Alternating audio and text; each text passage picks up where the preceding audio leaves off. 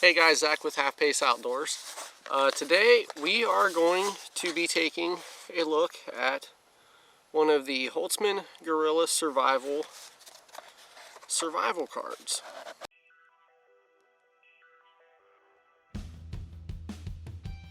He sent me 3 of these, so we're going to do a giveaway. At the end of the video, go down in the comments, put I'm in, make sure you hit that like button, share the video out.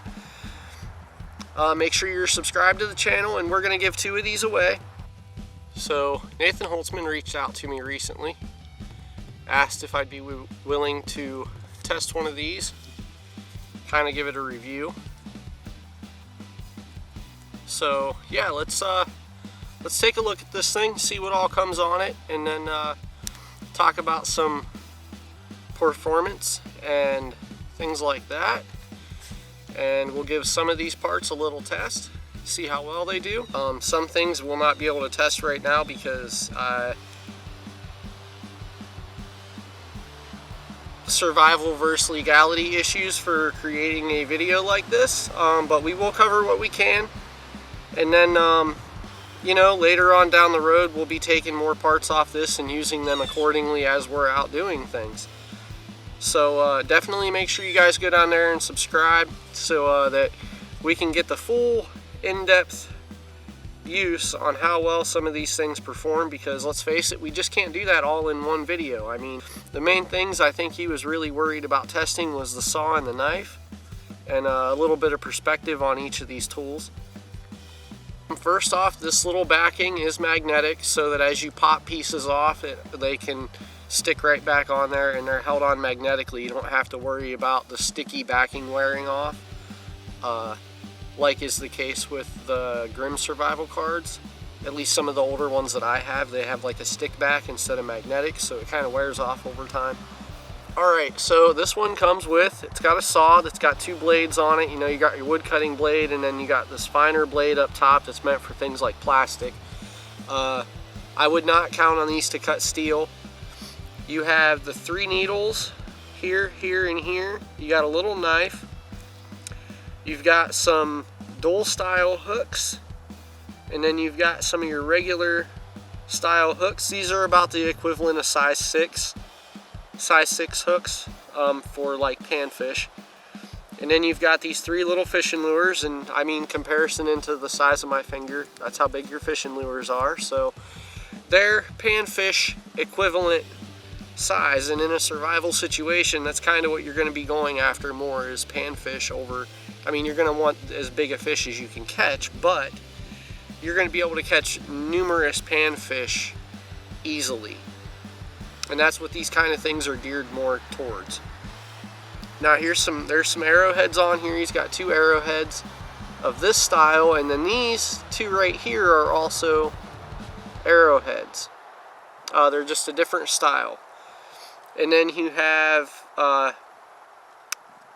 let's see, these 2 little pieces here and here are your snare locks, these 2 little round ones. And then he has these labeled in here as trap buckles, which is basically just another type of snare lock. They can also be used as line tensioners. However, you guys can see, you're not going to be fitting very thick line through there. So keep that in mind. These are, guys, things like these are intended as last ditch, no options left. Like, this is, even mentally, like, this is the last straw. This is all I have left. That's what these kind of things are intended for. They are not meant for continued use over time. They're not meant for longevity. They're meant for absolute bare necessity tasks to keep you alive. You know, it's not a hunting knife. It's not fishing hooks that are going to catch dozens and dozens of fish. They're going to catch a couple fish, and then you need to use your next hook. These are made out of fairly thin steel, just like the Grim Survival cards. They're made out of thin steel. They're not meant to last. I have a Grim Survival card with me here, and we will get into a little bit of comparison, but it's kind of apples to oranges when you're talking about these compared to Grim Survival cards. But even Like I said, guys, even the Grim Survival cards, they're meant as last-ditch effort items. You know, what kind of tasks am I expecting this to do? I want to be able to process tinder material and get a fire going. I want to be able to clean fish. I want to be able to catch fish.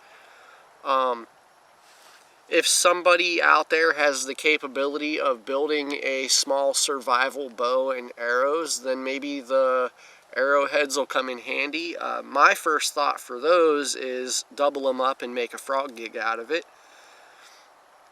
The biggest attraction for me, honestly, guys, is these little needles, because you never know when you might have to sew something. And these little fishing lures, because the fishing lures, you can get so many tasks out of those. If you just so happen to have a foothold trap in your kit, you know, you can attach one or two of these to the pan of that trap, and that'll catch a raccoon's attention. He'll go over and try to snatch those up, and you'll get yourself a coon. You're not necessarily limiting yourself just to fishing. You know, or you can catch a fish, make a bigger deadfall trap, and catch a coon that way. You know, there's all kinds of possibilities. So, like I said, my main things is, you know, I'd want to be able to process tinder materials with the saw, maybe clean fish with the saw, because I think this would work really well as a fish scaler. Maybe more so than a saw, but we will check it out. We'll try cutting a couple little sticks and see how it works out. And then I want the knife to be able to easily be sharpened, but retain an edge fairly well. You know, at least be able to get 2 or 3 cuts out of a material and then maybe have to resharpen the blade. I'm not expecting it to hold an edge indefinitely. Not near like I would a neck knife or my belt knife. Let's go ahead and check these out. Now the knife, I've already got the knife broken off here because I did take it off and I sharpened it up. I used my Smith sharpener, which has a coarse side and a fine side. I was already, you know, I've done a couple little things with this just to see how it would work out. If it was going to be a total failure, I was going to message the guy and be like, hey man, you know, this product sucks. Like, it's total shit. So, but keep in mind what it is, guys. This is thin steel. It is not supposed to be an indefinite lasting item. You can bend these fairly easy and they spring back into shape. It took me a little bit of time to get an edge on it, but once I got an edge, it does all right. So let's, oh well, this is going to work out fairly easy.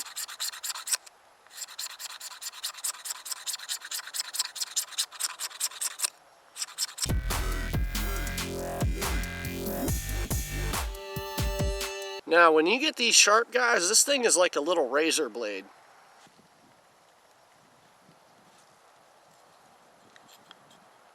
Put that there like a little wind block. Okay, it doesn't want to scrape that one. Let's try this one.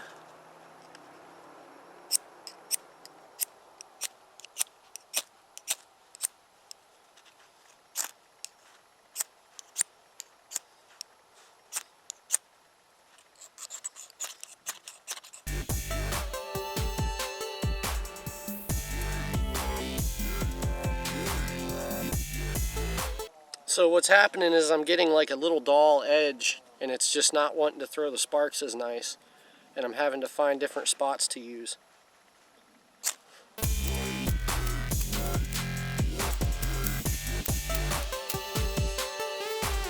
I'm trying, because I don't want anybody saying that we didn't give this a fair shot.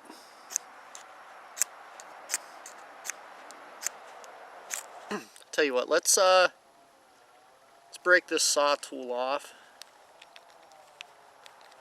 Try it. Let's just see if we can even get this thing to cut. I'm not sure how well this is going to work out, guys.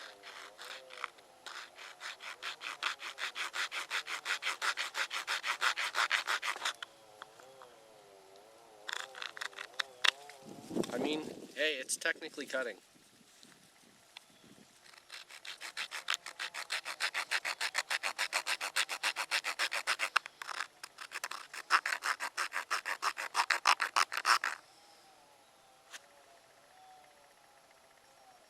So a saw like this appropriately, you're going to be cutting something like this.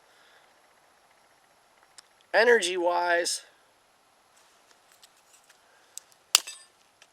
that's a lot easier.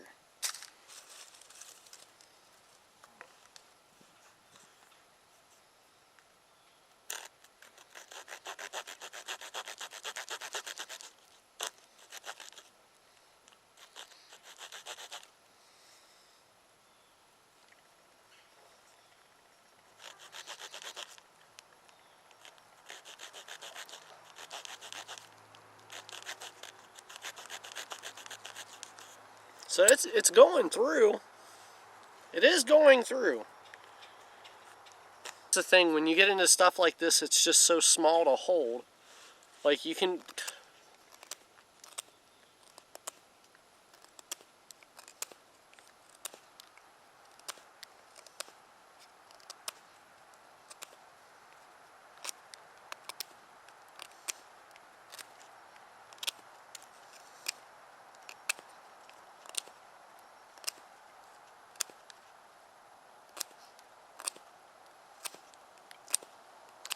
Let's just see if we can get like a point on this.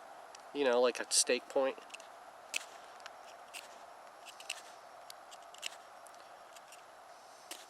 Now, there's no doubt in my mind that something this small would be...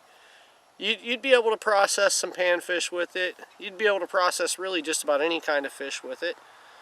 Small game is a possibility. You might have to sharpen once or twice while you're going through the skinning process.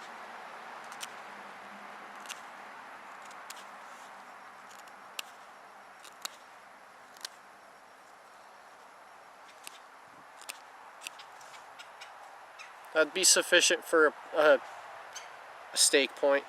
I'm going to get this to light, so let's try this again.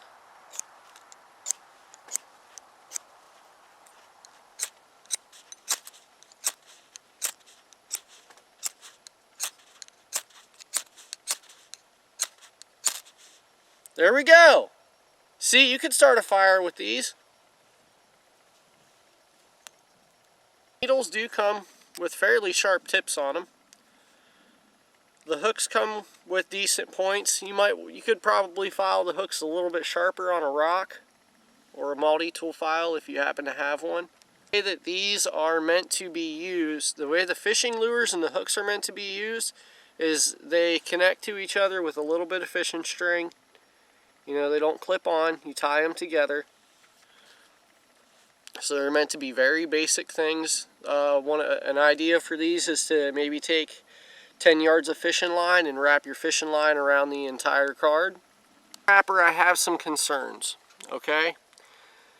You're not going to be getting much more than fishing line through these snare locks.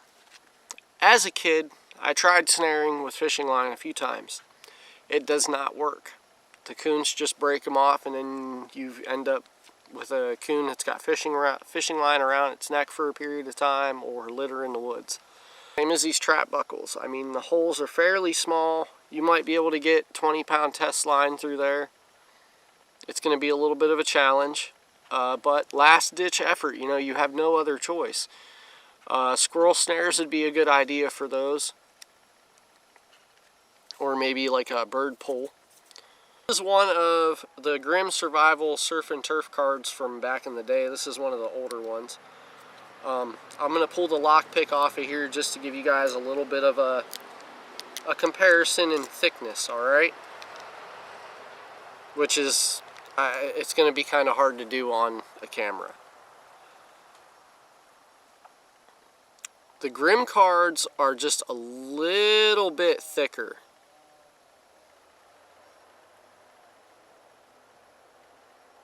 I know that you guys really can't see that, but the Grim card material is just a touch thicker.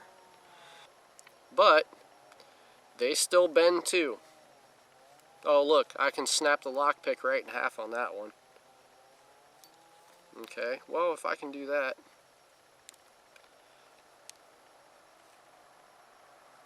I don't know, this actually does, now that I'm trying to...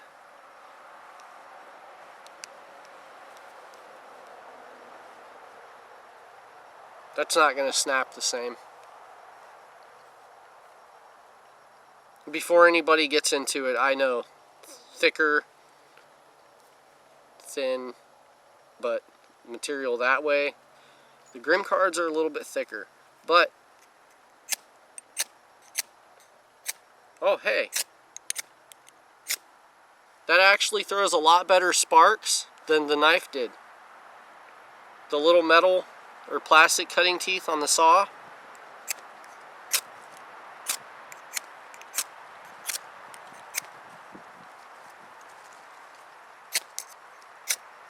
that is much better.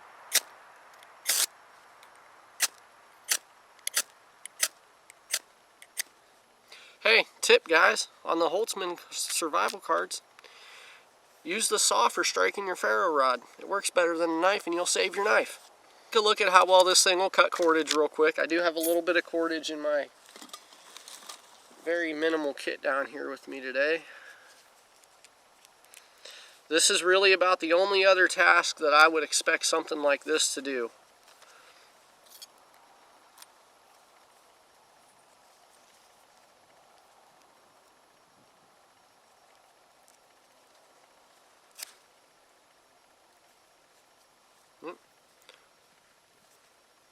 We left one little string on there. There you go. Okay, so it'll cut cordage, process tinder. I am for certain that this thing would definitely process fish and small game.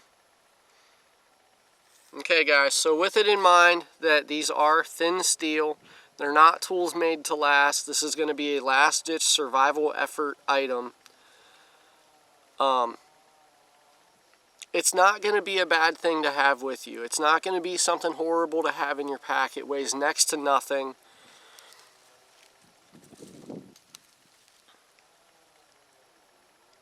And I think that it would allow you to have a decent set of tools to keep you alive until you get to a rescue situation.